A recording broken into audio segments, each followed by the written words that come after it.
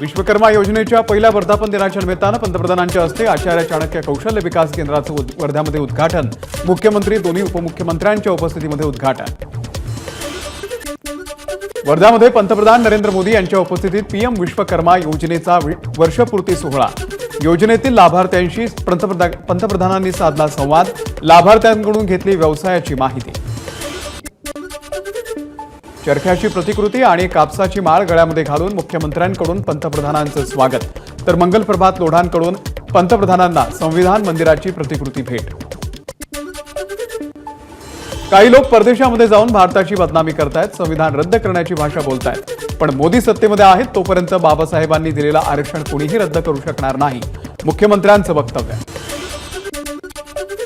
Amravati textile पार्कसाठी Navneet Rana यांनी पाठपुरावा केला। वर्ध्यातील कार्यक्रमामध्ये देवेंद्र फडणवीसांकडून राणांचं कौतुक, यावेळी नवनीत राणा यांना अश्रू अनावर। अमरावतीमध्ये टेक्सटाईल पार्कमुळे सुगीचे दिवस येतील, 1 लाख रोजगार निर्मितीची शक्यता। मोदींच्या स्वप्नातील कुशल भारत बनवण्यासाठी महाराष्ट्र पूर्णपणे योगदान देईल, अजित पवार यांचं वक्तव्य। अमरावतीमध्ये टेक्सटाईल पार्क उभारण्याची उपमुख्यमंत्र्यांकडून घोषणा, मात्र अजून एकही वीट लागलेली नाही, काँग्रेस प्रदेशाध्यक्ष नाना पटोलेंची टीका। मोदी कशाचं उद्घाटन करतात हे त्यांनाच माहिती नसतं, पंतप्रधान मोदींच्या वर्धा दौऱ्यावरती संजय राऊतांची टीका। माजी मंत्री भास्करराव पाटील खतगावकर यांची काँग्रेसमध्ये घरवापसी, नाना पटोलेंच्या उपस्थितीमध्ये खतगावकरांचा काँग्रेसमध्ये प्रवेश। मीनाताई खतगावकर, ओमप्रकाश पोकर्णा यांचाही काँग्रेसमध्ये प्रवेश।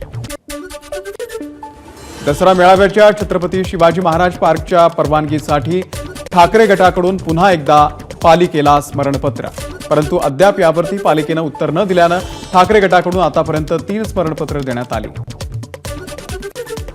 मुख्यमंत्र्यांच्या निर्देशानंतर मराठा, धनगर आणि मातंग समाजाच्या प्रलंबित मागण्यांसाठी शंभूराज देसाई यांनी आज बोलावली महत्त्वाची बैठक। शंभूराज देसाई वरिष्ठ अधिकाऱ्यांकडून घेणार आढावा। सण उत्सवांच्या पार्श्वभूमीवरती अन्न आणि औषध प्रशासनाची विशेष मोहीम, खाद्यतेल, तिखट आणि दुधाचे 76 नमुने जप्त, अहवाल प्राप्त होताच पुढची कारवाई करण्यात येणार, एफडीएची माहिती। 4 दिवसात सोन्याच्या दरामध्ये 2000 रुपयांनी वाढ, सोन्याचा दर 74,600 रुपयांवरून 76,600 रुपयांवरती, पुढील काळामध्ये अजून दर वाढण्याचा अंदाज। आनंदाचा शिधा, टेंडर प्रक्रियेला विरोध करणारी याचिका सर्वोच्च न्यायालयानं फेटाळली, शिंदे सरकारला दिलासा।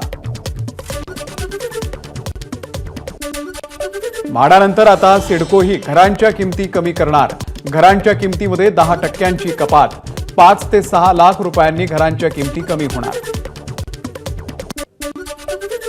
कोकणासह एमटीडीसीच्या राज्यभरातील रिसॉर्टचं होणार खासगीकरण, राज्यभरातील 30 रिसॉर्ट पीपीपी तत्वावरती दिली जाणार, सरकारकडून ऑनलाईन निविदा मागवल्या जाणार। एबीपी माझा, उघडा डोळे बघा नीट।